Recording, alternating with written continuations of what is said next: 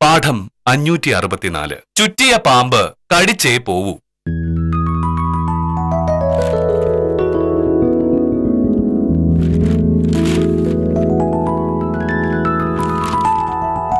ചായ. എന്താ ഇത്ര ഗൗരവത്തിൽ വായിക്കാൻ? കാര്യമായിട്ട് എന്തോ ഉണ്ടല്ലോ പത്രത്തിൽ. മദ്യനിരോധന ശ്രമം പൊളിഞ്ഞു. കേരളത്തിലെ മദ്യ കച്ചവടം പഴയ കണക്കിന് തിരിച്ചു വന്നു. ഒരു നല്ല കാര്യം നടക്കുന്ന വെറുതെയായി. എന്ത് നല്ല കാര്യം? കേരളത്തിലെ മദ്യനിരോധനം നടപ്പിലാക്കുകയേ ചെയ്യരുതെന്നാ എന്റെ അഭിപ്രായം. സത്യത്തിൽ ഈ കുടിയന്മാരല്ലേ നമ്മുടെ നാടിന്റെ ഭാവി. 2 പേര് അകത്തേക്ക് ചെന്ന് കഴിഞ്ഞിട്ടുണ്ടെങ്കിൽ അവരുടെ ഭാവന എങ്ങനെ തലപൊക്കും. എന്തൊക്കെ കാര്യങ്ങളാ പിന്നെ പറയുന്നത്. കല്യാണം കഴിഞ്ഞ് കൊല്ലം 4-5 മോഹനേട്ടന്റെ നാവിന്ന് ഇത്രയും വലിയ വലിയ കാര്യങ്ങളൊന്നും ഞാൻ കേട്ടിട്ടില്ല. കാരണം എന്താ? മോഹനേട്ടൻ കള്ളു കുടിക്കില്ല. നീ എന്തിനെ പറ്റി പറയുന്നത്?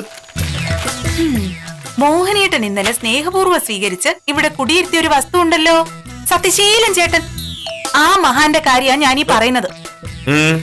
ഇന്നലെ പകൽ മുഴുവൻ കുടിച്ചു ബോധമില്ലാതെ കിടന്നുറങ്ങിയപ്പോ ഒരു സമാധാനം കിട്ടി. പക്ഷേ കളി അവിടം കൊണ്ടൊന്നും തീർന്നില്ല. ആള് രാവിലെ തന്നെ കുടി തുടങ്ങിയിട്ടുണ്ട്. രാവിലെയോ? എന്താ സംശയം? രാവിലെ എഴുന്നേറ്റ് വന്ന് പല്ല് തേക്കണത് ഞാൻ കണ്ടതാ. അടുക്കളയിൽ വന്ന് സ്നേഹപൂർവ്വം സത്യഭാമേ വല്ലാത്ത ദാഹം, ഒരു ഇത്തിരി വെള്ളം തരൂന്ന് പറഞ്ഞു. ദാഹിച്ചിട്ടായിരിക്കും എന്ന് കരുതി ഞാൻ എടുത്ത് കൊടുക്കുകയും ചെയ്തു. അത് കൊണ്ടുപോയിട്ട് കുടി തുടങ്ങിയിട്ടുണ്ട്. മോഹനേട്ടൻ എന്ത് ചെയ്യാൻ പോവാ? ആളെ ചില്ലറക്കാരനൊന്നും അല്ല. പ്രീ ഡിഗ്രിക്ക് പഠിക്കുമ്പോ വിപ്ലവം മൂത്ത് നക്സലേറ്റ് ആയി. 3 മാസം ജയിലിൽ കിടന്നപ്പോ മാനസാന്തരം ഉണ്ടായി, ഗാന്ധിയനായി. പിന്നെ കുറെ കാലം ഗാന്ധിജിയെ മാത്രം സ്തുതിച്ചു നടന്നപ്പോ മനസ്സിലായി രക്ഷ ഹിമാലയത്തിലാണെന്ന്. ഹിമാലയത്തിൽ പോയി ഉഗ്ര തപസ്. ദീർഘകാലത്തെ സത്യത്തിനു വേണ്ടിയുള്ള അന്വേഷണത്തിനൊടുവിൽ ബ്രാൻഡിയിൽ സത്യത്തെ കണ്ടെത്തി. ഇത്രയൊക്കെ ചെയ്യണമെങ്കിൽ ആള് പ്രതിഭാശാലി ആയിരിക്കണമല്ലോ. അങ്ങനൊരു മഹാനോട് കുടിക്കരുതെന്ന് എങ്ങനെ പറയും? പക്ഷെ എന്റെ വീട്ടിൽ കള്ളൂടി പറ്റില്ല. ഞാൻ ഒരു തികഞ്ഞ ഗാന്ധിയനാണ്. സത്യശീലൻ ചേട്ടൻ മോഹനേട്ടന്റെ സ്വന്തം വല്യച്ഛന്റെ മോന. അതുകൊണ്ടാ ഇത്രയും കാലത്തിനിടയ്ക്ക് ഈ വീട്ടിൽ മദ്യം എന്നൊരു വസ്തു ആരും കൊണ്ടുവന്നിട്ടില്ല. മദ്യം കൊണ്ടുവന്ന ആ വസ്തുവിനെ 2 കൈ കൊണ്ട് സ്വീകരിച്ചിരുത്തിയത് മോഹനേട്ടനാണ്. എനിക്ക് അറിയില്ലായിരുന്നല്ലോ സത്യം കുടി തുടങ്ങിയ കാര്യം. ഇപ്പൊ അറിഞ്ഞല്ലോ, ഇനി അനുഭവിച്ചോ. സത്യനോടുണ്ട്. മോഹനേട്ടന്റെ കസേരയും മേശയും കൂടി ഒരു ഷാപ്പിലെ മേശയും കസേരയും ആക്കിയിട്ടുണ്ട്. ചെല്ല്, പോയി നോക്ക്. അങ്ങനെ പറ്റില്ലല്ലോ.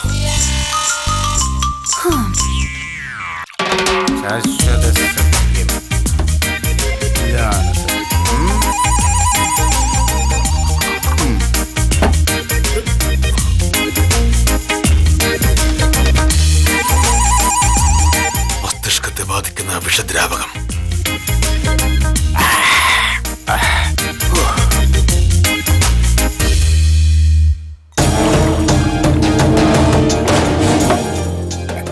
അല്ലെങ്കിൽ വേണ്ട, എന്തിനാ ഇനിയിപ്പോ ഇതിനെ നശിപ്പിക്കണേ?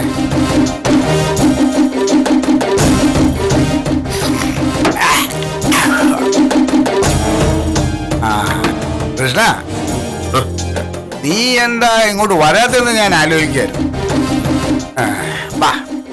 രാവിലെ ഉടനെ അടിക്ക്. അല്ല സത്യേട്ട ചെയ്യുന്നതൊക്കെ ശരിയാണോ? ഇങ്ങനെ രാവിലെ മുതൽ കുടിക്കാൻ പറഞ്ഞാല് എന്താണ് കുഴപ്പം? സത്യം പറഞ്ഞ ഉറക്കത്തിലല്ലാത്ത മുഴുവൻ സമയവും കുടിച്ചുകൊണ്ടിരിക്കുക എന്നുള്ളതാ എന്റെ താല്പര്യം. പക്ഷേ കുറെ കുടിച്ചു കഴിയുമ്പോൾ ബോധം പോകും. പിന്നെ ബോധം വരുന്നവരെ കുടിക്കാൻ പറ്റിയാല് അതൊരു വലിയ നഷ്ടമാണ്. എന്നാലും എത്രയോ കാലം ഗാന്ധിയനായിരുന്ന ആളാണ് സത്യേട്ടൻ. സത്യത്തിൽ സത്യേട്ടന്റെ ഉപദേശകാരനാ ഞാനൊരു ഗാന്ധിയനായത്.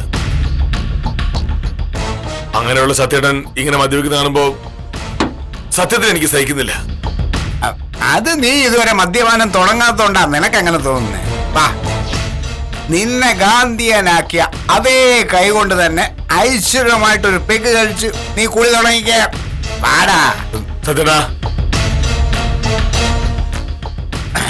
ഈ കാര്യത്തിൽ നിന്റെ ഉപദേശം എനിക്ക് വേണ്ട. റഷ്യൻ വിപ്ലവത്തിന്റെ കഥ വായിച്ച് രോമാഞ്ചമണിഞ്ഞിരുന്ന ഒരു കാലം ഉണ്ടായിരുന്നു എനിക്ക്. ചൈനയിൽ ചെയർമാൻ മാവോ നയിച്ച വസന്തത്തിന്റെ ഇടിമുഴക്കം എന്റെ ഹരമായിരുന്നു. ഒടുവിൽ വിപ്ലവം നടക്കില്ല എന്ന് തോന്നിയപ്പോ ഞാൻ ഗാന്ധിയനായി. ദണ്ഡിയാത്രയെ കുറിച്ച് വായിച്ചേ ഞാൻ ഒരുപാട് സന്തോഷിച്ചു. ചൗരി ചൗരയിലെ പോലീസ് സ്റ്റേഷൻ ആക്രമണത്തോട് ഗാന്ധിജി പ്രതികരിച്ച രീതി എന്നെ പുളകം കൊള്ളിച്ചു.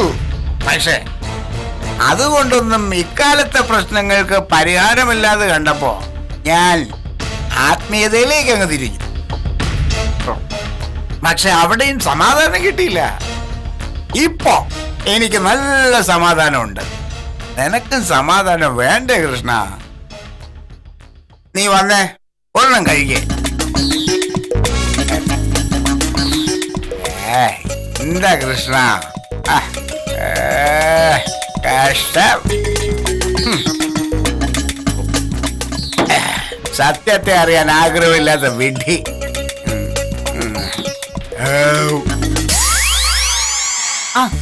എന്തായി? മഹാനായ ഗാന്ധിയന്റെ പ്രകടനം എങ്ങനെ ഉണ്ടായിരുന്നു? ഇത് വലിയ പുലിവാലായല്ലോ. ഇനിയിപ്പോ എന്താ ഭാമി ചെയ്യുക? അയ്യോ, എന്നോട് ചോദിച്ചിട്ട് എന്താ കാര്യം? നിങ്ങള് ചേട്ടന്റെയും അനിയന്റെയും മക്കള്, ചേട്ടനും അനിയനും. അനിയന്റെ വീട് ചേട്ടനൊരു ബാറാക്കി. ഇതിലിപ്പോ പാവ സത്യഭാമയ്ക്ക് എന്ത് ചെയ്യാൻ പറ്റും? നീ അങ്ങനെ പറഞ്ഞാൽ എങ്ങനെയാ?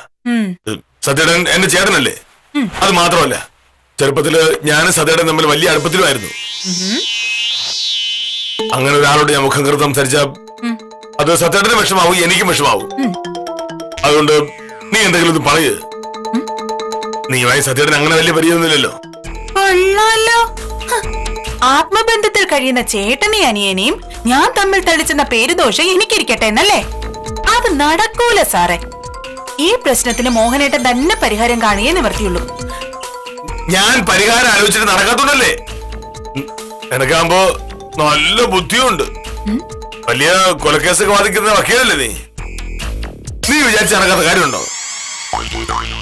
എന്റെ ഈശ്വരാ, സ്വന്തം കാര്യം സാധിക്കാനാണെങ്കിലും മോഹനേട്ടൻ എന്നെ പറ്റി ഒരു നല്ല വാക്ക് പറഞ്ഞല്ലോ. ഇനി മരിച്ചാലും വേണ്ടില്ല.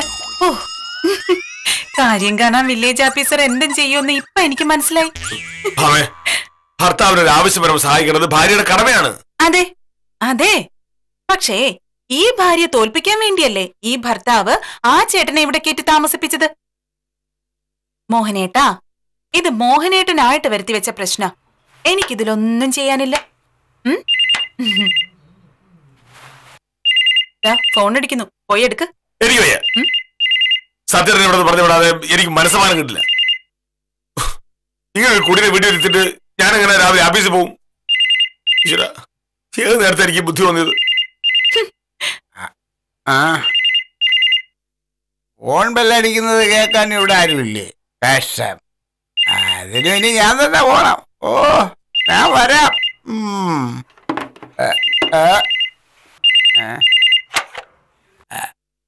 ഹലോ, അതെ അതെ, മോഹനകൃഷ്ണന്റെ വീടാ. എന്താ കാര്യം? അങ്ങനെ പോരല്ലോ. മോഹനകൃഷ്ണനെ എന്റെ അനിയനാ.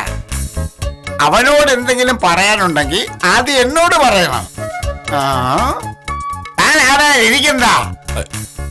താൻ റഷ്യൻ വിപ്ലവം കേട്ടിട്ടുണ്ടോ? ചൈനയിലെ വസന്തത്തിന്റെ ഇടിമുഴക്കത്തെ കുറിച്ച് തനിക്ക് എന്തറിയാം? രണ്ട് യാത്ര താൻ കേട്ടിട്ടുണ്ടോ? ചൗരി ചൗര എന്ന് പറഞ്ഞാൽ എന്താണെന്ന് തനിക്ക് മനസ്സിലാവോ? ഇതൊന്നും അറിയില്ല. ഇതൊന്നും അറിയാതെ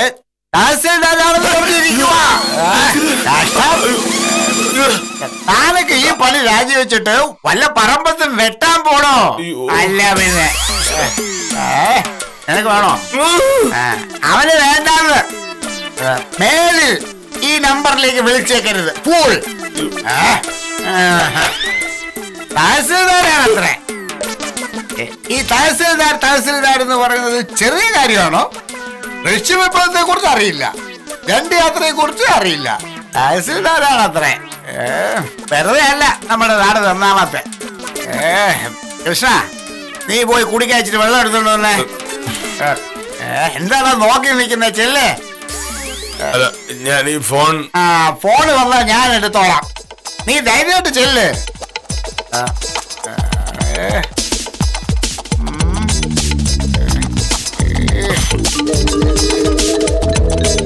ആ തഹസിൽദാരെന്ന് പറയുന്ന ഒന്നുകൂടെ വിളിച്ചിരുന്നെങ്കിൽ നല്ല നാല് തെറി പറയായിരുന്നു.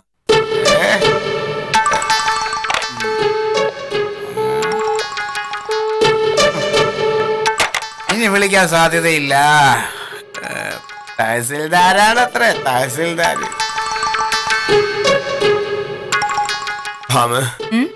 എല്ലാം കൊളായി. എന്നെ വിളിച്ച തഹസിൽദാരെ സത്യം ചീത്ത വിളിച്ചു. ഇനി ഞാൻ തഹസിൽദാരോടെന്ത് പറയും?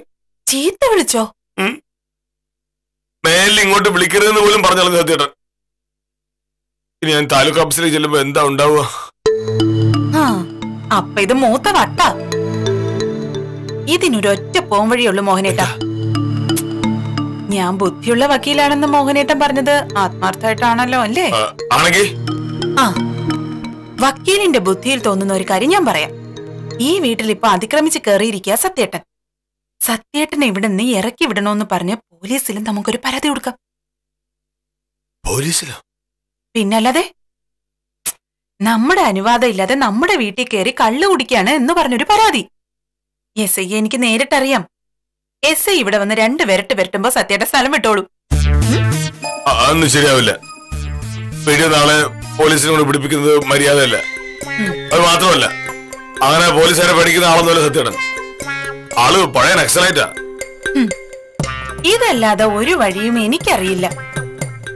പറ്റുമെങ്കിൽ സ്വീകരിക്കുക, അല്ലെങ്കിൽ സ്വന്തമായിട്ട് അനുഭവിക്കുക. ആ പിന്നെ മോഹനേട്ടന്റെ തീരുമാനം എന്തായാലും ഒരു കാര്യം ഞാൻ പറഞ്ഞേക്കാം. സത്യഭാമി, കുറച്ച് വെള്ളം എടുക്കൂ എന്ന് പറഞ്ഞ് ഇനി എന്നെ വിളിച്ചാൽ ഞാൻ വെള്ളത്തിന് പകരം കൊടുക്കുന്നതേ മണ്ണെണ്ണയായിരിക്കും. മണ്ണെണ്ണ. അങ്ങനെ ബ്രാൻഡിയിൽ മണ്ണെണ്ണ കലക്കി കുടിച്ച് ചേട്ടന്റെ കാറ്റ് പോയാലേ പിന്നെ അനിയൻ തന്നെ സമാധാനം പറഞ്ഞോളണം.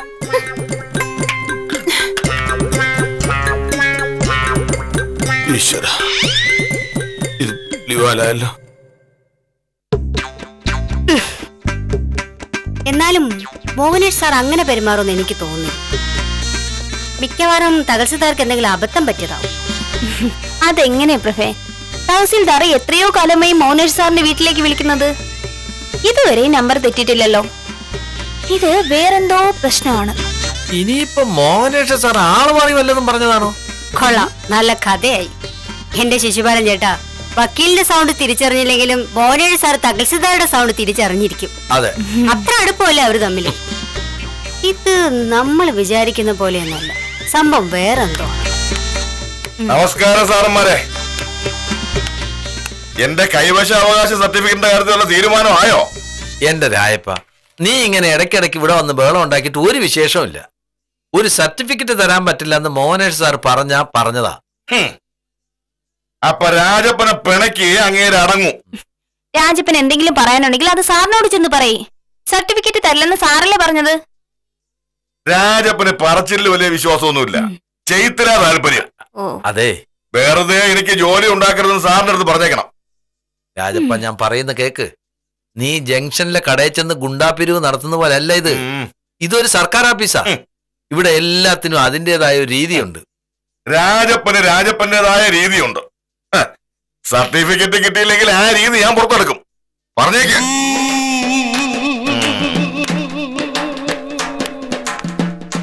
ഇവന് പറഞ്ഞാ മനസ്സിലാവില്ലെങ്കിൽ എന്ത് ചെയ്യും? സത്യം പറഞ്ഞാൽ നല്ല 4 ചീത്ത വിളിച്ച് വിടേണ്ടതാ. പക്ഷേ 10-12 കുത്തുകേസിൽ പ്രതിയായി ഇവനോട് വഴക്കുണ്ടാക്കി. ഞാനെന്തിനാ വെറുതെ പുലിവാലി പിടിക്കുന്നത്? അതോർത്താ ഞാൻ വെറുതെ വിട്ടെ. പറഞ്ഞെന്തെങ്കിൽ അവന്റെ 2 എനിക്ക് കിട്ടും.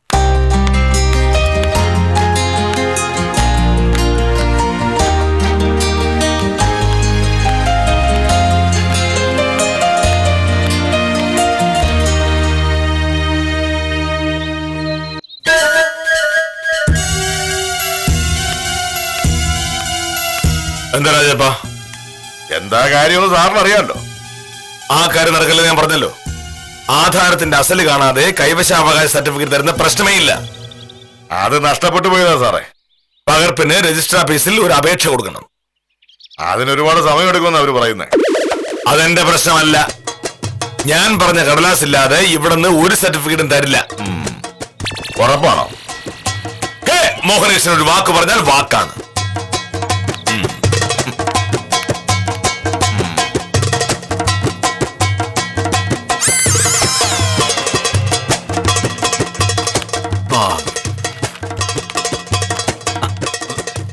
നമസ്കാരം സാർ.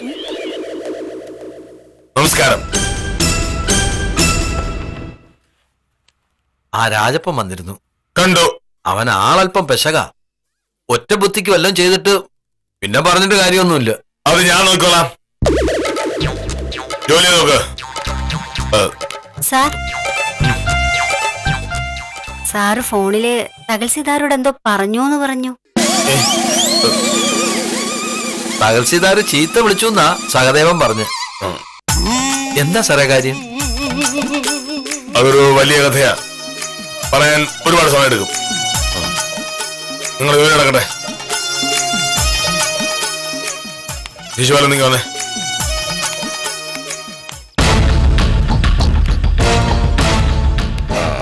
എന്തായി? അയാള് സർട്ടിഫിക്കറ്റ് തരുന്ന പ്രശ്നമില്ലെന്ന്. ഇനി എന്ത് ചെയ്യും? ഒന്ന് വിരട്ടി നോക്കിയാലോ? അയാളെ വിരട്ടിട്ട് കാര്യമൊന്നുമില്ല.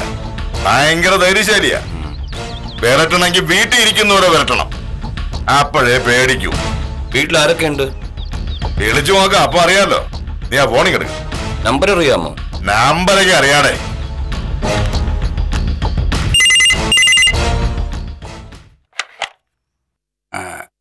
ഹലോ, മോഹനകൃഷ്ണന്റെ വീടല്ലേ? വില്ലേജ് ഓഫീസറുടെ പേര് പറഞ്ഞു വിളിക്കുന്നോടാ. സാറെന്ന് വിളിയടാ. അവനെ ഞാൻ സാറെന്നല്ല വിളിക്കാൻ പോകുന്നേ. നീ അവന്റെ ആരാടാ? എന്റെ അനിയനാ മോഹനകൃഷ്ണൻ. എങ്കിൽ ചേട്ടൻ കേൾക്കാൻ വേണ്ടി ഞാൻ ഒരു കാര്യം പറഞ്ഞേക്കാം. ഓ, മോഹനകൃഷ്ണന്റെ കാര്യത്തിൽ ഞങ്ങളൊരു തീരുമാനം എടുത്തിട്ടുണ്ട്. അവന്റെ കൈയും കാലും വെട്ടാൻ. വലിയ സർക്കാർ ഉദ്യോഗസ്ഥനാണെന്ന് പറഞ്ഞുകൊണ്ട് ഞെളിഞ്ഞു കിടന്നാ പോരാ. നാട്ടുകാരുടെ കാര്യങ്ങൾ എന്തെങ്കിലും നടത്തി കൊടുക്കണം. ഇത്രയും നാളെ ഞങ്ങൾ ക്ഷമിച്ചു. ഇനി അവനെ വിടില്ല. ഇന്ന് രാത്രി 12 മണിക്ക് മുമ്പ് വീട്ടിൽ കയറി അവന്റെ കൈയും കാലും ഞങ്ങൾ വെട്ടിയിരിക്കും. അല്ല താഴെയാക്കി തറഞ്ഞു നോക്കണ. ഞാനേ ഹലോ, താനവന്റെ ചേട്ടനല്ലേ പറഞ്ഞേ? ചേട്ടന്റെ കാര്യത്തിൽ ഞങ്ങളൊരു തീരുമാനം എടുത്തിട്ടുണ്ട്. ഇന്ന് രാത്രി ഞങ്ങൾ അവിടെ കേറുമ്പോ അവിടെ ആരൊക്കെ ഉണ്ടോ അവരുടെയൊക്കെ കാര്യത്തിലൊരു തീരുമാനം ഉണ്ടാവും. അതെ, നാളെ നേരം എടുക്കുമ്പോ വില്ലേജ് ഓഫീസറുടെ വീട്ടിലെ ഒരുത്തനും 2 കാലിൽ എഴുന്നേറ്റ് കിടക്കില്ല. നോക്കിക്കോ, രാജപ്പനോടാ കളി. Hello hello.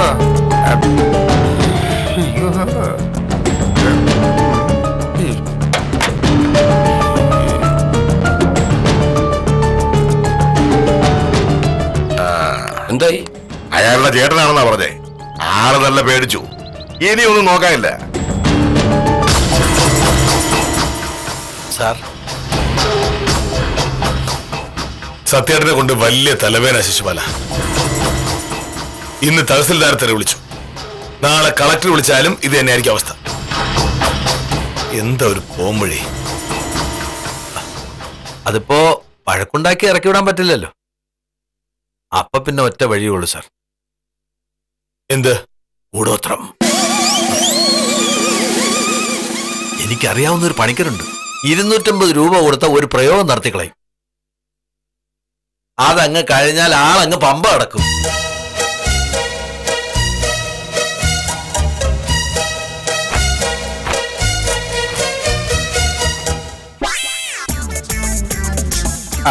മാമേ, ഞാൻ ഇറങ്ങുവാ. ഇറങ്ങുവാണെന്നോ? എന്തിന്? ഒന്നും പറ്റാതിരിക്കാനാ. ഇനി ഞാൻ ഇവിടെ നിന്നാ ശരിയാകത്തില്ല. അല്ല, എന്നാ പിന്നെ മോഹനേട്ടൻ വന്നിട്ട് പോയാ പോരെ? ഏയ്, അതുവരെ നിൽക്കുന്നത് അപകടമാ. അവൻ വരുമ്പോ ഞാൻ പോയെന്ന് പറഞ്ഞാ മതി. പിന്നെ നിന്നെ ഞാൻ ആദ്യം കാണുന്നത് ഇന്നലെയാ. ഇനിയിപ്പൊ നമ്മൾ തമ്മിൽ കാണുമെന്ന് അറിയില്ല. അതുകൊണ്ട് പ്രിയപ്പെട്ട അനിയത്തി, ഞാൻ നിനക്ക് വേണ്ടി പ്രാർത്ഥിക്കാം. എന്നാ ഞാൻ വരട്ടെ. മോഹനേട്ടൻ വരുമ്പോ ചോദിക്കും ഞാൻ എന്താ പറയണ്ടേ. നിനക്ക് ഇഷ്ടമുള്ള എന്താന്ന് വെച്ചാ പറഞ്ഞോ. അല്ലെങ്കിൽ തന്നെ ഇപ്പൊ പറച്ചിലൊക്കെ ഇനി എന്ത് പ്രസക്തി. ഞാൻ വരട്ടെ. അല്ല, അയ്യോ, എന്തു പറ്റി പെട്ടെന്ന് ഇങ്ങനെ?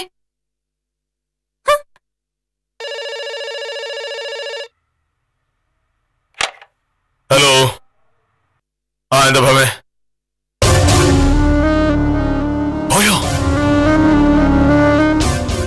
അതെന്താ പെട്ടെന്ന്?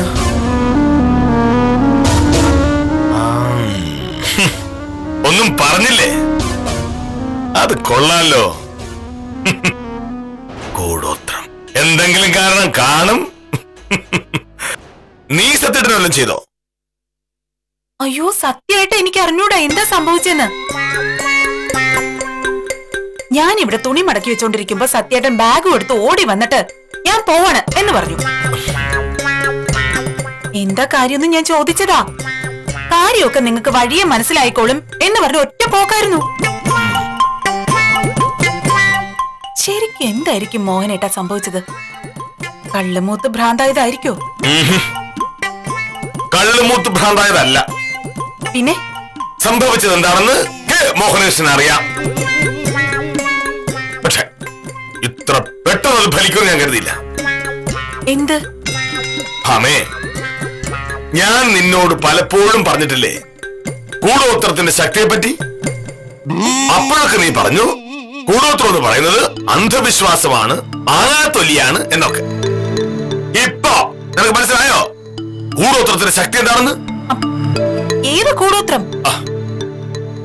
സത്യേട്ടനെ ഇവിടെ നിറക്കി വിടാൻ ഒരു വഴി ആലോചിച്ചിട്ടിരുന്നപ്പോ ശിശുപാലനാണ് എന്നോട് വിശേഷ ശക്തിയുള്ള കൂടോത്രത്തെ പറ്റി പറഞ്ഞത്. അത് ചെയ്യാൻ ഞാൻ ശിശുപാലന് കാശും കൊടുത്തു. കൂടോത്രം ചെയ്ത് കൃത്യം 1/2 മണിക്കൂറിനുള്ളിൽ കാര്യം നടന്നു. മോനേട്ടൻ എന്തൊക്കെയാ പറയുന്നത്? ആര് എന്ത് കൂടോത്രം ചെയ്തു? ഇതൊന്നും അല്ല കാര്യം. നമ്മൾ അറിയാത്ത എന്തോ സംഭവിച്ചിട്ടുണ്ട്. കണ്ടാലും വിശ്വസിക്കില്ല. എന്ത് ചെയ്യാനാ? നീ ഒന്നും ചെയ്തില്ലല്ലോ സത്യനെ പോയത്. പേടിച്ചാണ് പോയത് എന്ന് നീ പറയുകയും ചെയ്തു. ഇനിയിപ്പോ എന്ത് സംശയിക്കുന്നു? ഇത് കൂടോത്രത്തിന്റെ ശക്തി തന്നെയാണ്. എനിക്ക് കൂടോത്രത്തിലൊന്നും വിശ്വാസമില്ല. പക്ഷേ സത്യേട്ടൻ സ്വന്തം ഇഷ്ടപ്രകാരം ഇവിടുന്ന് പോയല്ലോ.